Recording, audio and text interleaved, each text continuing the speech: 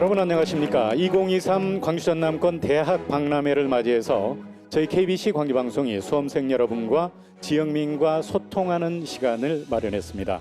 오늘 토크 콘서트를 진행해 주실 분은 수원 노숙 소녀 살인사건, 익산 약초너구리 택시기사 살인사건 등 종결된 사건의 재심을 이끌어내고 억울하게 수감됐던 피해자들을 변호한 박준영 변호사입니다. 인권, 지역과 청년이라는 주제로 강연을 해주실 텐데요. 박준영 변호사를 여러분 큰 박수로 환영해 주시기 바랍니다.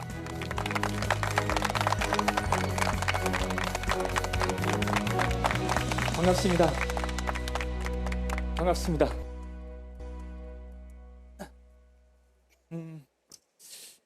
반갑습니다. 재심 사건을 주로 하는 변호사로 알려져 있습니다. 전문 변호사라고 불리기도 하는데요. 그 별칭은 사실 상당히 부담스럽습니다. 겸손해야 되잖아요. 살인 사건으로 제가 서게 된다라는 것도 사실 부담스럽습니다. 때론 제가 놀랄 때가 있습니다. 오늘 저는 이 자리에 당초에 오지 않으려고 했었습니다. 왜냐하면은 대학 박람회인데 제가 대학을 나온 건 아니니까 오지 않으려고 했었습니다. 그런데 지역민들과 함께 할 수 있는, 그리고 제가 할 수 있는 얘기가 있겠구나라는 생각을 하게 됐고요. 그래서 오늘 잘해 보겠습니다. 인권, 지역과 청년이라는 주제로 해보겠습니다. 자격에 대한 얘기 말씀드린 바와 같이 저는 대학을 나오지 않았습니다. 목포대학교 전자공학과에 들어갔다가 1학년 1학기 마치고 이제 복학하지 않고 사법시험을 준비했기 때문에 대학을 졸업하지 않았는데 지역대학 활성화라는 이 행사의 목적이 제가 맞는 것인가에 대한 부담이 컸어요. 근데 어떻게 계속 요청을 하시니까 저는 또 그거 거절 못 하거든요. 그래서 오게 됐고요. 하지만 또 저를 이 자리에 불러주시는 걸 보니까 이 행사에 어떤 또 의미부여를 할 수 있는 사람이라고 생각해 주신 것 같습니다. 오늘 저는 감옥으로부터의 사색이라는 책을 쓰신 신영복 선생님이 쓰신 사회작품이나 그림을 많이 보여드리려고 하거든요. 이분은 통일혁명당 사건으로 20년 동안 옥살이 하셨어요. 근데 감옥도 인생대학이라고 또 하지 않습니까? 또 오랫동안 대학생활 하신 분이기 때문에 이분의 또 가르침이 또 각별할 수 있겠다는 생각을 해봅니다. 또 우리 전라도 지역이기 때문에 이분 사진을 부담 없이 또 보여드릴 수 있습니다. 이념과 진영에 따라서 비판하시는 분들도 꽤 있거든요. 첫 번째, 당무유용이라고 했거든요. 그릇은 비어 있어야 쓸모가 있다라는 거죠. 그릇은 비어 있어야 쓸모가 있다. 무슨 얘기일까 이게? 과한 욕심을 경계하는 의미도 있겠고요. 나를 채우고 있는 미움이나 어떤 갈등, 이런 부정적인 감정을 비워야 된다는 얘기도 될 것 같고, 우리가 꿈꿀 수 있는, 키워낼 수 있는 가치를 잘 담아내려면 우리가 급변하는 시대에 너무 완고하고 교조적인 어떤 논리에 빠져 있어서는 안 된다라는 그런 얘기도 될 것 같습니다. 그런데 저는 또 다른 의미로 이 그림을 가져왔습니다. 대학 저는 다녀보진 않았지만 다시 태어난다면, 다시 돌아간다면 대학을 갔으면 좋겠다 생각을 해봅니다. 왜냐하면 대학 4년은 그릇을 키워낼 수 있는, 그릇을 키울 수 있는 시기라는 생각을 해봐요. 그릇을 키울 수 있는, 사실 대학 졸업하고 사회생활하면 그릇은 더 작아지는 것 같습니다. 더 작아지고 더 단단해져 버려요. 키울 수가 없는 것 같아요. 그릇을 키우는 시기는 대학 이 4년이다. 다시 태어난다면은 난 가야겠다라는 생각을 해봅니다. 또 여기에 맞는 얘기일 것 같아서 초반에 대학을 안 나와서 자격이 안 된다는 얘기를 했지만 또 그 얘기로 끝내면 안 될 것 같다는 생각이 들었어요. 그래서 당무유용이라는 그림과 글을 가져왔습니다. 영화 재심의 실제 인물로 알려져 있죠. 영화 재심으로 많이 소개가 되고 있기도 합니다. 이 영화는 제가 변호했던 약초너구리 택시기사 살인사건을 모티브로 해서 만들었습니다. 너무 정의롭게 변호사를 그려놓다 보니까 현실에서 영화 속 변호사의 모습 그대로 저를 읽으려고 애를 쓰시는 분들이 꽤 있죠. 상당히 부담스럽습니다. 어디 가든 정의로워야 된다. 그래서 강연장에서 자주 하는 얘기가 있어요. 실제 사실이거든요. 지방 강연 가면 모텔이나 이 여관에서 잠을 잘 때가 있는데 들어갈 때 카운터에서 혹시 박준영 변호사 아니냐고 알아보시면 저는 아침에 어김없이 이불을 개고 다 나온다. 수건까지 정리하고 나올 때도 있다. 정의로워야 되니까. 이 부담감. 식당에 밥을 먹으러 가도 맛있는 반찬 자꾸 더 달라는 그런 염치 없는 스타일인데 알아보시면 깨끗이 다 비우고 나온다. 사실 한때는 불편했습니다. 왜냐하면은 이게 본래 제 모습은 아니다 보니까. 근데 또 그런 이미지로 인해서 또 이렇게 살아가다 보니까 이게 또 습관이 되고 내 모습이 되어간다는 생각도 하게 돼요. 그래서 누군가를 좋은 모습으로, 좋은 이미지로 바라본다라는 것은 그 사람의 긍정적인 변화를 이끌어낼 수 있겠구나라는 생각을 해봅니다. 근데 우리 사회의 지금 모습은 어떠한가? 부정적인 기운이 너무 가득한 것 같아요. 그게 사실 걱정이기도 합니다. 영화 진심에서 저 역할을 맡은 배우 정우에 대해서 실제랑 너무 다르다고 막 조롱하시는 분들이 상당히 많습니다. 특히 제 주변 분들은 영화 보는 내내 배우 정우 얼굴 나올 때마다 네 얼굴이 겹쳐가지고 집중을 할 수 없었다라는 그런 얘기도 많이 하시는데 슬퍼요. 그러면 억울하게 옥살이한 사람은 강하늘같이 생긴 걸로 아냐고. 그나마 내가 좀 많이 비슷하다라고 얘기를 하고 있습니다. 저는 또 나라라 개춘령이란 드라마의 주인공이기도 합니다.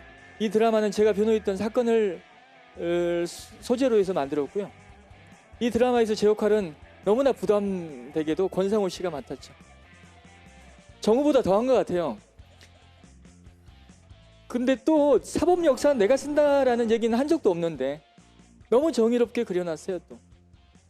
그런데 요즘 제가 하는 일들의 어떤 성과에 또 주목해 주시는 분들은 진짜 네가 쓰고 있다라고 얘기도 하세요. 그래서 말이 시가 될 수 있겠구나. 뭐든지 긍정적으로 생각한다라는 거 정말 중요하구나 생각합니다. 제가 이 지역 출신이라는 사실이 또 이런 행사에 저를 불러주신 게 아닌가라는 생각을 해봅니다. 사실 저는 사투리를 안 쓴다고 생각했는데 약촌오거리 사건을 소개할 때 오토바이가 택시랑 부딪힐 뻔했다라고 그렇게 얘기를 하면 전라도다라고 얘기하더라고요. 전라도. 오토바이가 왜 전라도지? 그래서 전라도 출신이다. 가끔 그냥 실수로 나오는 사투리로 많이 알아채시는 것 같습니다. 어떤 분들은 억양도 많이 비슷하다라고 말씀도 하시고요. 저는 외모는 도시에서 아무런 걱정 없이 자랐을 것 같은. 하지만 그 해남 땅끝 마을에서 배를 타고 30분 정도 가는 노하도라는 섬에서 자랐고요. 이곳에서 고등학교까지 졸업했습니다. 목포대학교에 진학했다가 1학년 1학기 마친 게 전부고. 이 대학 박람회가 부담스러웠던 이유 중에 하나는 뭐냐면은 대학에 대한 어떤 좋은 기억이 있는 건 아니에요, 사실요. 1년 중퇴했기 때문에 좀 섭섭함도 사실 있어요. 그리고 약간 반감도 있어요. 꼭 대학 나와야 되냐고. 그런 어떤 여러 가지 또 복잡한 생각이 이 자리를 부담스럽게 생각했던 거죠. 대개 사법시험에 합격하신 분들이 서울에 있는 이름 있는 대학 나오신 분들이 많습니다. 서울대학, 연고대 많이 나온 사람들이 많죠. 근데 서울대 법대 나와도 절반 이상 합격하지 못하는 시험이 사법시험이거든요. 그러다 보니까 지방대학을 다니다 말았고 어떻게 합격했을까? 또 많이 대단하다라는 평가도 내리시면서 오해도 많이 하십니다. 섬에서 고등학교를 나왔지만 모범생으로 선생님 말씀 잘 듣고 공부 열심히 해야겠다. 그런 과거가 있었지 않겠냐. 오해다. 실제는 이랬다. 뭔가 모범생으로 살아왔을 거라는 그런 오해가 있어서 생활기록부를 자주 보여드리는데 확대해드립니다. 1학년 때는 순박하고 다정하나 뚜렷한 목표의식이 요구되는데 아무 생각이 없었다는 거고 2학년 때 친구 간의 우애가 깊다, 공부를 같이 했으면 이렇게 써놨겠습니까? 함께 놀러 다녔어요. 사고 칠 때도 혼자 안 쳤던 것 같고, 3학년 때는 근면성실하나 준법성 요구된다. 저는 수만 명의 법조인들 중에서 법과 정의, 인권하면 저를 떠올린다는 분들이 많은데, 어쨌든 고3 때 평가는 이랬었습니다.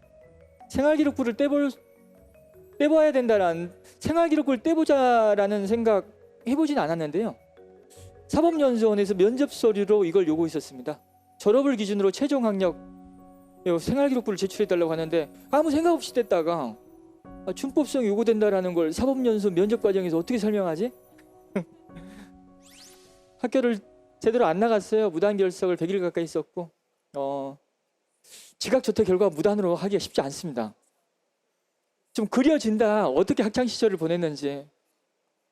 다 포기했어요. 사실 다 포기했고, 제가 무기징역 받으신 분들을 변호하고 다니는데 사실 무기정학 받았습니다. 이런 어떤 인연으로 이런 무기징역 받으신 분들 사건을 변호하는 게 아닌가. 근데 무기징역 한 번에 큰 사고 친 건 아니고요. 저는 요즘 우리 사회에서 무시되는 과정과 절차를 잘 밟아갔다는 말씀 드립니다. 훈방에서 시작했습니다. 훈방, 근신, 유기장학, 무기장학 절차를 잘 밟아갔다 말씀드리고요. 요즘은 유튜브 많이 보고 있는, 사진과 이미지로 사고하는 시대다 보니까 이런 텍스트보다는 한 장의 사진이 학창 시절을 좀 더 선명하게 보여줍니다. 자주 써먹는 사진, 고등학교 1학년 때 수학여행 가서 찍은 사진, 이 한 장이 너 잘 설명해 주는 것 같아. 정말 놀았구나. 근데 맨 왼쪽은 인솔교수 아니냐고, 착각하지 마시라고. 다 고등학교 1학년들이라 자주 보여드리는 사진입니다. 한 장 더 보여드리면, 오토바이도 잘 훔쳐탔습니다. 흰 양말에 구두 신고 탄다라는 것도 대단한 용기인데, 패션은 메시지다. 이렇게 다녔던 게 1990년대 제 모습이었고요. 이런 모습만 있다면 제가 이 자리에 설 이유가 없죠. 근데 이제 변호사도 되고 또 유퀴즈에 나갔습니다. 유퀴즈에 나갔는데 이날은 법의 날 특집이었습니다. 법의 날 특집이어가지고 그래서 정말 자랑스럽게 나갔습니다. 서울중앙지방법원 뒤편에서 촬영을 했었습니다. 유재석이 어떻게 생겼는지 궁금하다는 분들이 많아요. 그래서 이렇게 생겼다고 비교해보면 알 수 있잖아요. 제가 또 잘생겼다는 사실을. 제 옆에 서 계신 분은 21년 5개월 20일 7,841일 억울하게 옥살이 하셨습니다. 30년 만에 무죄 판결을 받은 그 낙동강변 살인사건의 장동익 선생님이십니다. 함께 출연했거든요. 근데 사실 대본에는 없었던, 그냥 유재석 사인 받자고 저 따라오셨다가 제가 기지를 발휘해서 적절한테 소개를 했더니 이렇게 함께 출연하게 됐습니다. 이런 걸 잘하는 것 같아요. 제가 이렇게 잘합니다. 무슨 얘기냐면, 강연 내용에도 담았지만 다들 갇혀 있거든요. 틀에 갇혀 있습니다. 저는 근데 그 틀을 깨려고 노력도 사실 하고요. 그 틀을 벗어나려고도 합니다. 그래서 대본에도 없는 얘기 해가지고 제작진들을 굉장히 당황스럽게 만들기도 하지만, 때로는 아주 창의적인 얘기했다라고 얘기도 하시거든요. 첫 번째 주제인 인권에 대한 얘기 하겠습니다. 근데 저는 인권 강연에서 인권의 어떤 추상적이고 관념적인 내용을 얘기하지는 않습니다. 현실 사례를 가지고 얘기를 하고, 또 때로는 인권이 사람의 권리인데 우리가 사람에 대해서 얼마나 알고 있냐, 잘 모르거든요. 그 사람 얘기를 많이 하고 다녀요. 저는 2017년인가 검찰개혁위원회 위원으로 위촉돼서 이 문무일 당시 총장으로부터 위촉장을 받았어요.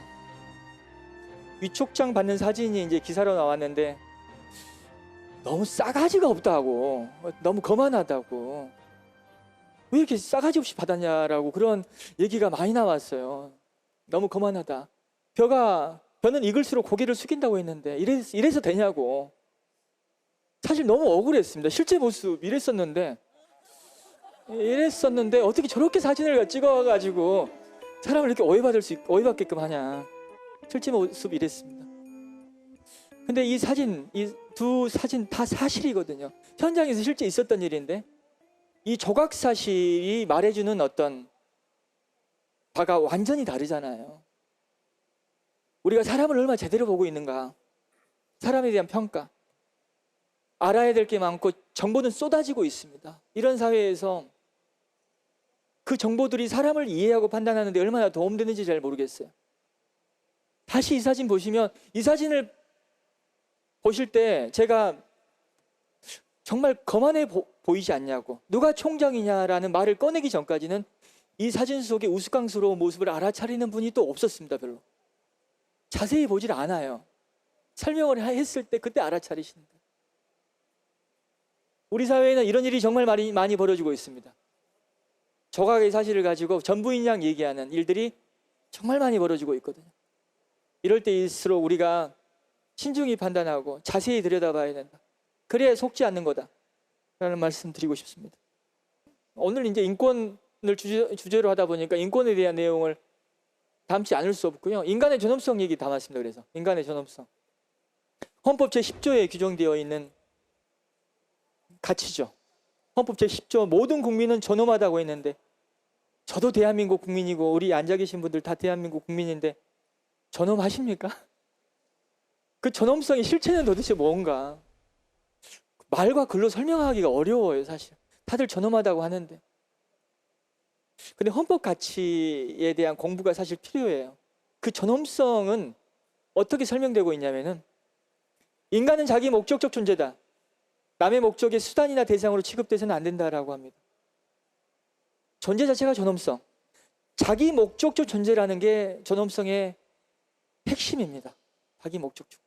남의 목적의 수단이나 대상으로 취급돼서는 안 된다.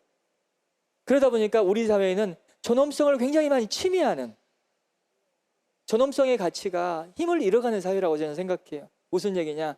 남을 너무 많이 이용하잖아요. 사람을 이용하는 사람들이 너무나 많아요. 밟아버리고 사람을 수단화시키는 일들이 너무나 많이 벌어지고 있죠. 저도 한때는 사람을 수단화시켰어요. 3대 나라슈퍼 사건이라고 제가 재심으로 이제 무죄받은 사건인데, 이 사건에서 억울하게 옥살이 하신 분들하고 늘 함께 사진을 찍으려고 했습니다. 뒷배경에 제가 도운 사람들이 있어야지 제가 좀 돋보이잖아요. 근데 이분들 사진 찍히려고 찍히고 싶지 않아 할 때도 꽤 있었는데, 이분들 인터뷰 그렇게 좋아하지 않았는데 이분들이 나가야 제가 나갈 수 있고, 잘 이용해 먹었습니다. 유명세, 명예, 이런 욕심에 이용했다라는 것도 사실 이분들의 존엄성을 침해했다라고 할 수 있습니다. 이런 일들이 너무 많이 벌어지고 있다는 거죠.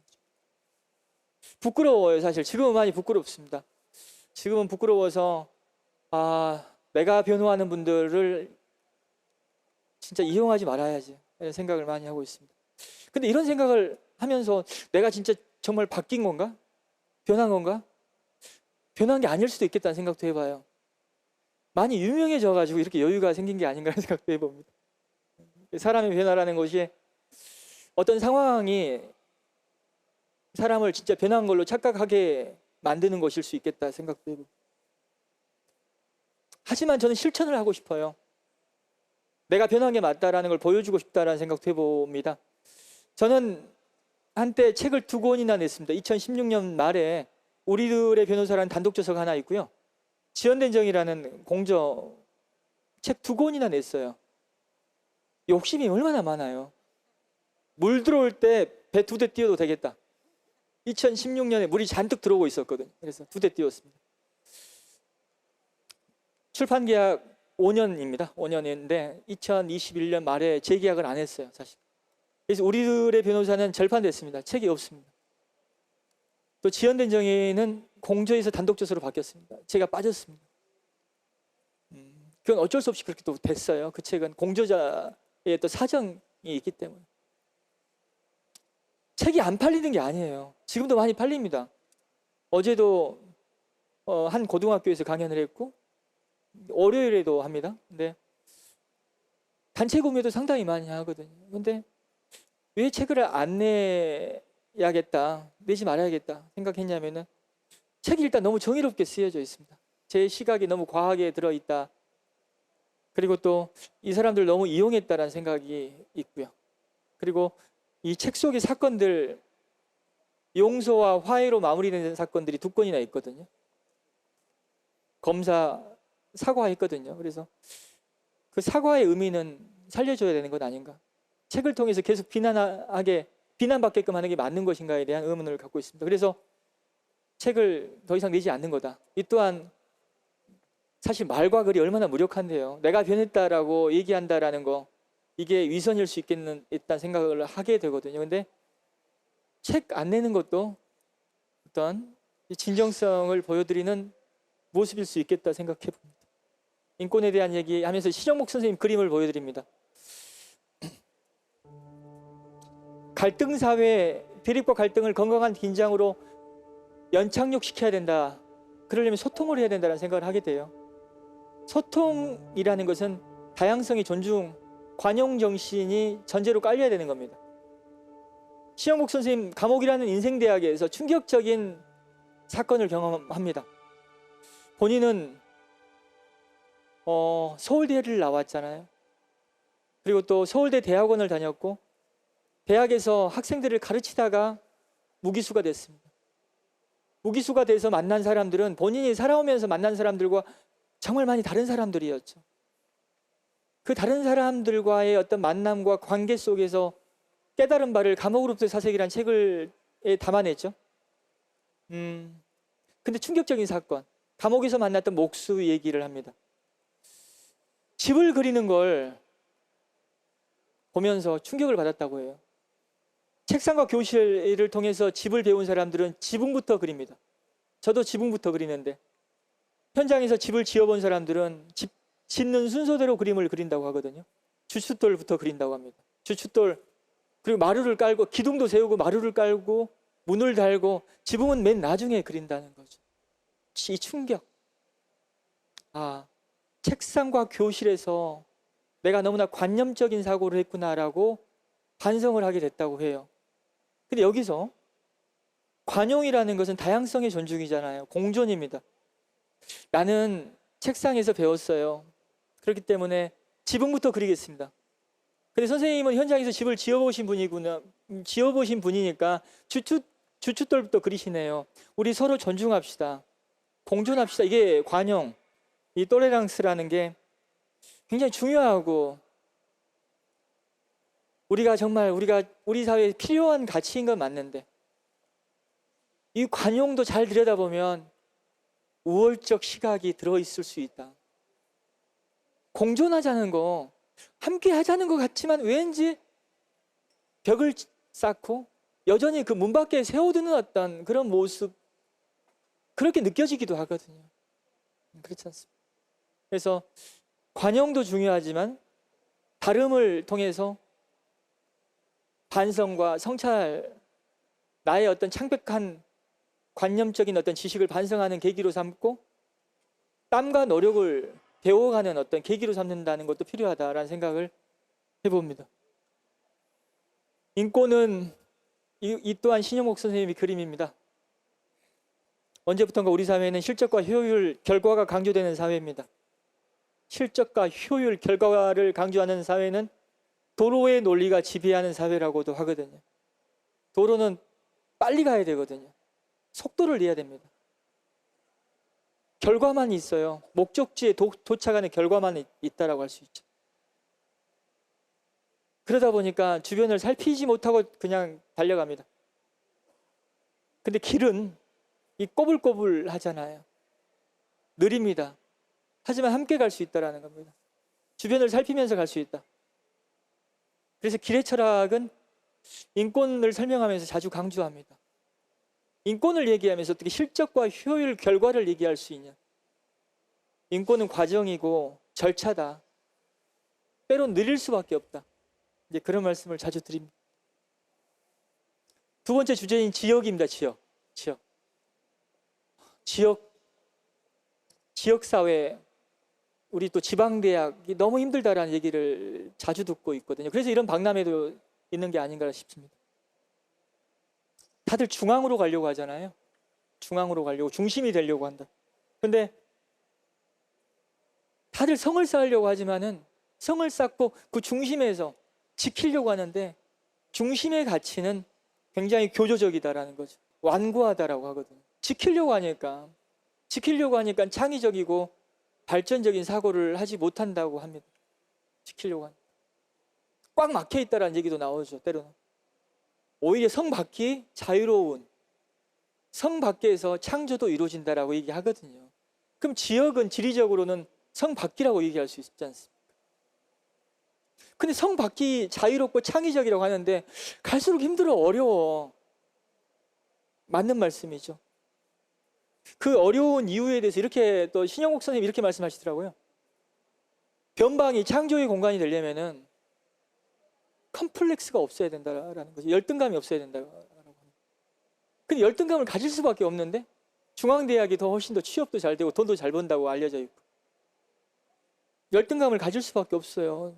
근데 취업과 어떤 돈, 경제적인 문제를 기준으로 삼으면 열등감을 극복하기는 어렵습니다. 쉽지 않습니다. 근데 사회의 가치는 다양하다라는 거죠. 그 다양한 가치 중에서 정말 열등감 없이 중앙에서는 도저히 키워낼 수 없는 가치를 지역에서 키워낼 수만 있다면 정말 그게 창조의 공간이 아닐까라는 생각을 해봅니다. 말은 멋있는데 쉽지도 않고 어려워. 그래서 제 사례를 한번 가져봤어요. 2002년도에 사법시험에 합격했는데 참 운이 좋았습니다. 1점 차로 합격했습니다. 1점 차로 떨어졌다면 제가 변호하는 분들이 자주 왔다 갔다 하는 인생대학을 내가 너무 자주 왔다 갔다 했겠다라는 생각을 해요. 사법시험에 합격할 때만 해도 다들 평가가 대단했죠. 그리고 저도 제 잘난 밭에 산 사람이거든요. 머리가 좋아요, 사실요. 머리가 좋은 머리인 건 부정하지 않습니다. 근데 합격해서 연수원 가보니까 세상에 똑똑한 사람들이 왜 이렇게 많아? 너무 똑똑해요. 정말 똑똑하고 또 왜 이렇게 성실해, 인간들이? 정말 부지런하고 성실해요. 아무리 해도 이 사람들을 따라잡을 수가 없어요. 김현장에 가 있는 사람들이 진짜 그런 사람들입니다. 정말 똑똑하고 성실한 사람들이. 이 사람들하고 제가 경쟁해서 이길 수 있겠습니까? 못 이겨요. 잘할 수 있는 일, 이 사람들과의 경쟁에서 이길 수 있는 일은 사실 지금 제가 하고 있는 재심 사건이었어요. 사실. 제가 잘할 수 있는 재심 사건이 그들이 또 관심을 덜 갖고 있는 데다가 내가 좀 더 잘할 수 있어. 그 억울한 사람들 내가 좀 방황 좀 해봐서 가출한 애들 내가 더 잘 이해할 수가 있고 좀 어려운 사람들의 언어나 삶에 대한 이해가 나는 그들보다는 각별하잖아요. 그래서 내가 더 잘할 수 있다라고 생각했고 어쨌든 지금은 우리 사회에서 경제적인 관점과 잣대로 요구하는 그 기준으로는 내가 그분들을 이길 수는 없지만 제가 잘할 수 있는 일로 어쨌든 많은 분들이 관심도 갖고 있고 응원도 해주신다라고 생각을 해요. 그래서 제가 어떤 우리 지역사회에서 지역대학에서 어떤 가치를 한번 키워봐야 된다라는 어떤 실천적인 해답을 드리기는 어렵습니다. 하지만 정말 창조의 공간이 될 수 있으려면은 줄 세우는 하나의 가치는 안 된다. 따라잡을 수 없다. 열등감을 가질 수밖에 없는 현실은 인정할 수밖에 없다. 우리가 키워낼 수 있는 뭔가를 고민해 봐야 되는 것 아닌가 싶습니다. 지금까지 잘하고 있죠. 토끼와 거북이가 경주를 했는데 토끼가 잠을 안 잤으면 거북이는 토끼를 절대 못 이깁니다. 근데 이런 생각을 해봅니다. 철인 3종 경기 같이 물속에서 했다면 토끼는 거북이를 당해낼 수 없더라는 거죠. 그래서 지역사회, 우리 지역대학이 우리가 경쟁의 방법을 달리하고 룰을 바꾸기 위한 노력도 함께 해봐야 되는 것 아닌가 생각을 해봅니다. 그리고 이 신영옥 선생님이 이걸 강조합니다. 함께 가야 된다. 토끼는 너무 비겁했다. 거북이는 비겁했다. 자고 있는 토끼를 깨워서 같이 가자고 했어야 되는 것 아니냐. 연대와 동행의 힘이라는 게 그게 사회를 바꿔나갈 수 있는 동력이 될 수 있다는 것을. 미셀 푸코라는 사람이 쓴 감시와 처벌이라는 책에는 교도소, 인생대학을 이렇게 정의합니다. 감옥 바깥에 있는 사람으로 하여금 나는 갇히지 않았다라는 착각을 갖게끔 하는 정치적 시설이 교도소다. 아니, 감옥이라고 하면 죄 지은 사람 또는 혐의를 받고 있는 사람들이 갇혀있는 물리적 시설인데 왜 이 감옥을 갇혀있지 않은 사람으로 하여금 나는 갇혀있지 않다라는 착각을 갖게끔 한다. 그건 우리 모두가 갇혀있다라는 거죠. 다 갇혀있다는 겁니다. 틀에 갇혀있다라는 거죠. 이 틀을 깨는 공부가 철학이고, 니체가 그렇게 얘기했지 않습니까? 공부도 하고. 나를 가두고 있는 사고에 대해서 점검을 하고, 나는 어떤 틀에 갇혀 있는지, 어떤 프레임에 갇혀 있는지를 함께 고민하는 게 필요하다고 저는 생각합니다. 순천 청산가리 막걸리 살인 사건, 지금 이분들은 저는 9월 중에 교도소 밖으로 나올 수 있겠다는 기대를 갖고 있는 사건입니다. 아버지와 딸이 오랫동안 성관계를 했고 그게 범행 동기가 돼서 아내 어머니를 청산가리를 막걸리에 타서 살해했다라는 건데 2009년에 발생했던 사건이고 아버지는 무기수, 딸은 20년 받았습니다. 근데 죽이지도 않았고 부녀 성관계도 사실이 아니다라는 게 제 주장이고 그게 저는 진실이라고 생각합니다. 이 사건에서 저는 안타까운 걸 어떤 부분을 보냐면은 언어라는 게 뭘까? 언어는 존재의 집이라고도 하거든요. 자기의 언어를 갖지 못한다. 언어가 없는 삶을 살고 있는 사람들이 많구나. 자기를 표현하지 못하는 거예요. 자신의 억울함을 얘기를 못하는 거야.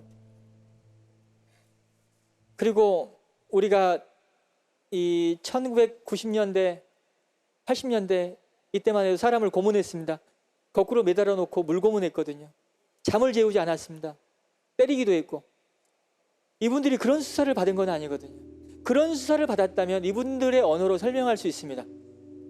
때렸어요. 잠 안 재웠어요. 거꾸로 매달아가지고 물 부었어요. 이런 거 설명할 수 있잖아요. 근데 이런 수사가 아니라 아주 지능적인 교묘하고 비열한 수사 방식, 기망, 회유, 이런 압박, 이건 이분들의 언어로 설명이 잘 안 되는 것 같아요. 그래서 안타까웠어요, 사실. 언어가 없구나. 언어를 갖는다라는 건 참 중요하구나라는 걸 이 사건을 통해서 배웠고요. 그래서 요즘 사회가 좀 걱정되기도 합니다. 사진과 영상을 통해서 사고를 하면 장점은 분명히 있습니다. 한 장의 사진으로 표현할 수 있는, 글로 표현한다면은 뭐 엄청나게 많은 문장과 단어가 필요하지만 사진 한 장, 영상으로는 아주 간단하게 볼 수 있거든요. 하지만 영상과 사진을 통한 사고는 언어를 잃게 만들 수 있겠다는 생각도 해요. 언어를 잃어갈 수가 있다. 늘 나를 영상이나 사진으로 설명할 수 있는 건 아니거든요. 그래서 언어에 대한 공부가 필요하다는 사건을 이 사건을 통해서 얘기를 해보려고 하고요. 무기수 김신혜 씨 사건을 다시 맡아서 하고 있습니다. 한때 잘렸었어요. 해임돼가지고 굉장히 상처도 많이 받았는데 다시 맡아서 하고 있고, 이분도 저는 곧 석방이 될 거라는 기대를 갖고 있습니다. 이 사건을 통해서 저는 뭐 어떤 얘기를 하고 싶냐면은 여성들이 대단해요, 사실. 세상을 바꾸는 건 여성들인 것 같아요. 아주 꿋꿋하게 그냥 억울함을 주장하는 여성이거든요. 노역도 거부하면서 억울함을 얘기하고 있습니다. 그래서 억울함이란 게 도대체 뭘까? 이 억울함을 견디게끔 하는 힘은 도대체 뭘까? 그 대한민국 여성의 어떤 위대함에 대한 얘기도 해보고 싶고, 그리고 오랫동안 독고 수용의 어떤 문제점도 이 사건을 통해 얘기를 해보고 싶습니다. 지금 진행하고 있는 진도 저수지 추락 사건, 순천 막걸리 사건, 그리고 완도 무기수 사건, 다들 전라남도에서 발생했던 사건이고 2000년대 사건입니다. 저는 이 변방에서 발생한 사건을 통해서 중심부를 계속 자극하려고 하죠. 법과 제도가 이 모양이다고. 이게 변방의 역동성이 될 수 있겠다라는 생각을 사실 해봤어요. 그래서 오늘 아침에 생각해낸 거예요. 이 또한 변방의 역동성, 중심부에 끊임없이 자극을 주는 어떤 활동, 이 자리에 어울릴 수 있는 얘기구나라는 생각을 사실 해봅니다. 그럼 네가 가라. 그런 얘기도 했는데요. 그래서 뭐 내년에 나갈 거냐고 물어보는 사람도 있는데 일단 아직 의미 있는 연락을 못 받았다. 근데 갈수록 가면 안 된다는 생각을 많이 한다. 왜냐? 나는 중심부에 간과 동시에 판판이 깨질 것이다. 아마. 그나마 내 위치가 지금 변방이다 보니까 이런 자극을 주면서 그들과 경쟁한다고 할까요? 경쟁이나 그들을 뭔가 변화시키려는 어떤 노력을 제가 할 수 있다고 저는 생각을 하고 있습니다. 마지막 주제는 청년입니다. 청년. 저도 젊다라고 생각했는데 어쩌다 보니까 나이 50이 됐어요. 아, 참. 대통령께서 낮춰주셔가지고 48입니다. 생일이 겨울입니다. 청년. 근데 지금 저도 강연장에 주로 오시는 분들이 10대, 20대입니까? 아니면 30, 40대입니까? 5, 60대입니까? 라고 여쭤보는데 아, 제가 50대가 되어 있구나. 나는 아직 젊은데 아직 많이 여리기도 하고 아직 많이 황당한 생각도 많이 하고 있고 나는 아직 많이 부족한데 어른이 된 것 같지 않은데 근데 청년이고 싶다 생각도 해보게 돼요. 마지막으로 청년에 대한 얘기를 하면서 이시영 목사님이 생전에 하신 인터뷰 2개를 소개합니다. 청년 시절을 잃지 말라고 하거든요. 사람을 평가하는 여러 가지 기준이 있습니다. 세속적인 어떤 기준도 있고 돈을 많이 벌었는지 어떤 자리에 가 있는지 이 세속적인 기준이 성공의 어떤 잣대가 된다. 저는 꼭 그래야 되는 건 아니라고 봅니다. 세속적으로는 성공하지 못했다 하더라도 자신의 꿈과 열정을 불태운 청년 시절이 있었다라는 거, 그 불태우는 삶을 살아갈 수 있다라는 거, 그게 사실 멋진 삶, 좋은 삶이라고 할 수 있겠다. 저는 맞는 말 같아요. 세속적으로 돈을 많이 벌고 어떤 자리에 가는 게 뭐가 그렇게 중요하냐. 나의 이유로, 나만의 이유로, 자기의 이유로 정말 자신의 꿈을 위해서 살아갈 수 있다라는 거, 살아봤다라는 거, 이게 저는 중요하고 필요하다고 생각합니다. 사실 자유로 하는 것도 자기만의 이유거든요. 자기만의 이유로 살아간다는 거 필요하다. 청년 시절이 중요하다. 그리고 소소한 기쁨이 때론 큰 아픔을 견디게 해준다. 이 두 인터뷰는 이진수 선생님이 쓰신 열림이라는 한겨레 신문 기사입니다. 소소한 기쁨이 큰 아픔을 견디게 해준다. 저는 이 가치를 제가 변호했던 사건을 통해서 배웠습니다. 사실 억울함이라는 거, 사소한 일을 겪어서도 억울하면 그냥 오랫동안 남아있는 게 사람인데, 자기가 저지르지도 않은 사건, 또 아주 중한 살인사건의 범인으로 몰려서 오랫동안 옥살이를 한다는 건 굉장히 큰 아픔이거든요. 근데 그런 큰 아픔을 견디게끔 해주는 힘이 큰 기쁨이어야 된다라고 생각할 수 있지만 그게 아니었다라는 거죠. 삶 속에서 만나는 소소한 기쁨이 그런 큰 아픔을 견디게끔 해준다. 소소한 기쁨이라는 것은 또 만남과 관계 속에서 얼마든지 우리가 얻을 수 있다. 그래서 어떤 큰 일을 겪고 절망하지 말자. 우리는 소소한 기쁨을 통해서 그 절망을 이겨낼 수 있다. 그리고 그 소소한 기쁨은 얼마든지 우연하게 또 만날 수 있는 거다라고 저는 말씀을 드리고 있습니다. 그리고 제가 오늘 이 자리에서 이 방송을 보시는 청년들한테 현실에서 도움이 되는 어떤 실천적인 해결책을 제시할 수는 없습니다. 왜냐하면 제가 살아온 과정과 여러분들이 살아온 과정은 너무나 다르기 때문에, 또 제가 학창 시절을 보낸 시기는 벌써 30년이 흘렀는데 제 경험을 가지고 어떻게 조언을 할 수가 있겠습니까? 다만 분명히 할 수 있는 얘기는 참 많은 사람을 만날 것이다. 그 관계 속에서 건강한 기운, 좋은 기운을 받으면 얼마든지 기회를 잡을 수가 있고 힘을 얻을 수가 있다. 그래서 좋은 사람을 만난다라는 것은 축복이다. 그리고 내가 좋은 사람이 되려고 노력한다는 것도 상당히 의미 있는 일이다 생각합니다. 저는 참 좋은 사람을 많이 만났습니다. 그 좋은 사람들이 제게 좋은 기운을 주셨고 그 좋은 기운이 지금 이 자리에 있게끔 만들었다고 저는 생각하는데, 또 한편으로는 이런 생각도 해봐요. 앞으로 만나는 사람에 따라서 나는 전혀 다른 삶을 살 수가 있다는 거죠.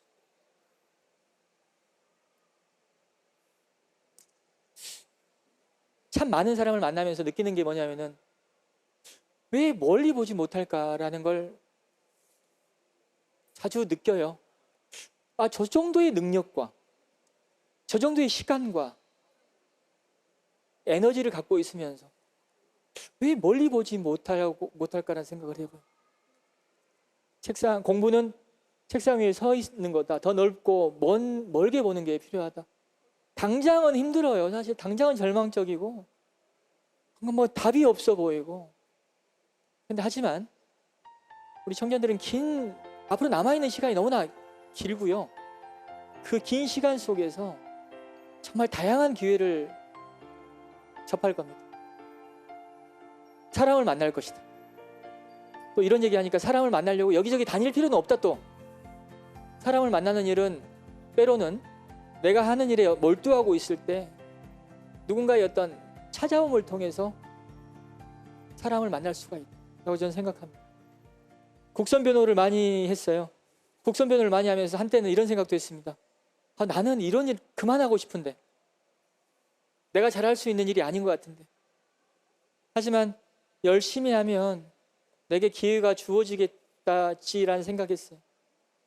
무슨 얘기냐면은 내 적성에 맞지 않고 내가 원하는 바가 아니라고 하면서 그냥 대강하고 시간만 보내려고 하면 주변 사람들은 그 모습을 보면서 쟤는 뭘 시켜도 잘 안 되겠다는 생각을 한단 말입니다.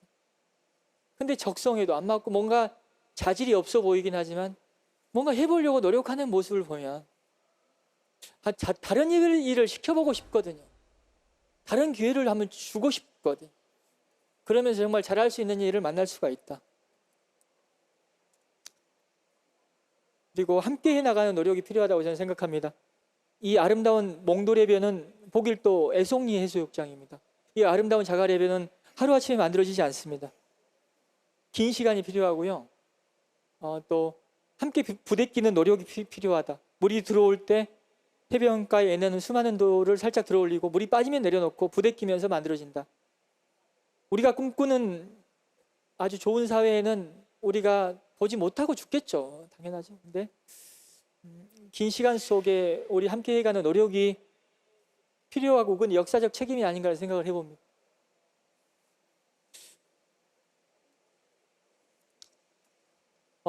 아프니까 청춘이다라고도 했지만 아프고 싶지 않잖아요. 그 너무 열정을 요구하는 또 얘기인 것 같고. 근데 또 이런 생각도 해봅니다. 아픔이 어떤 성취의 보람도 느끼게 해주는 것 같다는 생각을 해요. 아픔이 또 공부가 될 수 있겠다. 달팽이 쏟아지는 빗줄기 다 맞아가면서 입 떨어지지 않으려고 애를 쓰면서 공부하거든요. 다 살아가는 게 공부다 라고 생각합니다. 열심히 살아가면서 그래도 우리는 돌아봐야 된다라고 하거든요. 아메리카 인디언들도 그 말을 질주를 하다가도 자기가 돌아온 길을 말머리를 돌려서 돌아본다고 해요. 미처 영원히 따라오지 못했을까 봐 걱정돼서 돌아보는 어떤 반성과 성찰의 시간도 자주 갖는 게 필요하다. 마지막은 제가 좋아하는 드라마 대사로 마무리를 하려고 합니다. 눈이 부시게라는 드라마 좋아합니다. 오늘 드라마 계속 드라마 얘기하는 것 같다. 책 얘기 안 하냐. 준법성 요구된다는 평가를 받았는데 무슨 책을 많이 받겠어요. 드라마에 더 익숙해요. 좋은 드라마, 인생 드라마는 대사가 좋아야 되잖아요. 명대사들이 있습니다. 책도 마찬가지인 것 같고요. 이 드라마 속 명대사, 드라마 속 주인공 한지민은 아나운서를 지망하는 취업 준비생입니다. 근데 계속 떨어지잖아요. 계속 떨어지니까 하루는 남자친구 앞에 앉혀놓고 술을 마시면서 이런 얘기합니다.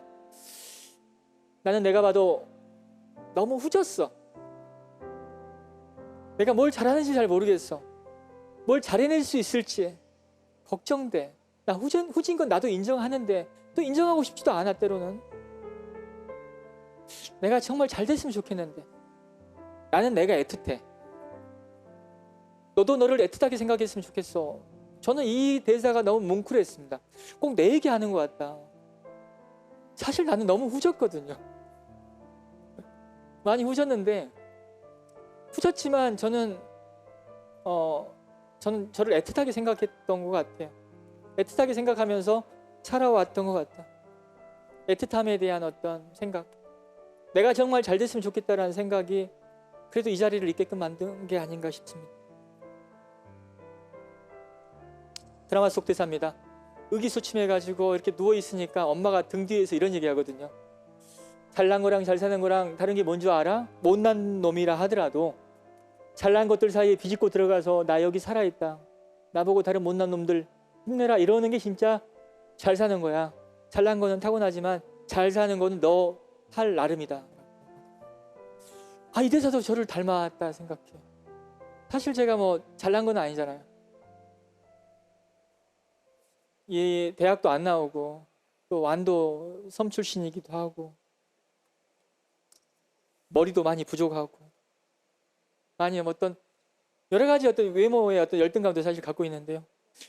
사실 못났다라고 평가도 할 수 있는데 못났다라는 평가가 못나서 못났다라기보다는 평범하다. 그렇게 뭘 갖고 태어나지도 않았다. 하지만 어쨌든 잘난 놈들 사이에 비집고 들어가가지고 용을 쓰고 있으니까 그래서 많이들 격려도 해주시는 것 같아요. 너 지금 잘난 건 아니지만 잘 사는 것 같아 라는 거죠. 지역사회에서 살아가고 지역대학을 다니고 어찌 보면 이 대사 속에 못난 놈일 수 있어요. 하지만 어떻게 쓰든 살아남아서 잘난 사람들 사이에 비집고 들어가가지고 바로 들어가면 깨집니다. 비집고 들어가서 나 살아있다라고 보여준다라는 거, 그 다른 못난 사람들한테 굉장한 큰 용기가 될 수 있다라는 겁니다. 제 마지막 대사입니다. 지금 삶이 힘든 당신, 이 세상에 태어난 이상 당신은 이 모든 걸 매일 누릴 자격이 있습니다. 대단하지 않은 하루가 지나고 또 별거 아닌 하루가 온다 해도 인생은 살 가치가 있다. 저 너무 이 대사 멋있었어요. 쉽게 포기하고 절망하고 또 극단적인 선택이라는 표현도 쓰면 안 된다고 하거든요. 하지만 살 가치가 있다는 거죠. 또 살 가치를 만들어주는 게 좋은 사회라고 생각해요. 건강한 사회. 누군가에게 위로가 되고 배려가 되고 힘이 된다는 건 얼마나 큰 기쁨이고 행복입니다. 행복입니까? 책 2권을 소개하고 싶어요. 사실 저자 사인을 받았고 책 5권을 챙겼는데 정신없이 오다가 그냥 두고 왔어요. 책 일방적으로 얘기하는 것도 폭력일 수 있거든요. 강연 끝나고 질문도 좀 받자, 책을 좀 드리자. 그래서 나는 지방대 시간 강사다라는 책과 대리사회라는 책 2권 중에 지방대 시간 강사다라는 책을 가져왔어요. 이 책은 이 행사에 어울리지 않을 수도 있습니다. 근데 어울리지 않을 수 있지만 어울리지 않는다라는 판단은 불편하기 때문에, 왜냐하면 대학의 현실에 대한 얘기를 하고 있거든요. 상아탑이라고 알려져 있는 대학의 슬픈 자화상을 보여주고 있습니다. 근데 그것도 알아야 된다고 생각해요. 대학에서의 또 노동, 인권, 뭐 돈도 잘 안 주고 장학금 준다고 하면서 잘 써먹잖아요. 무슨 4대 보험을 들어줍니까? 이런 어떤 보여주고 싶은 모습만 보여주는 건 정직한 게 아니라고 생각하거든요.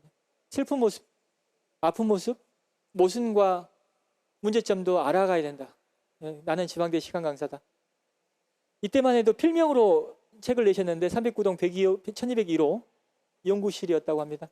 근데 이분이 대리사회라는 책을 썼었어요. 대학을 나와서 대리기사를 하면서 만났던 세상의 모습을 담았죠.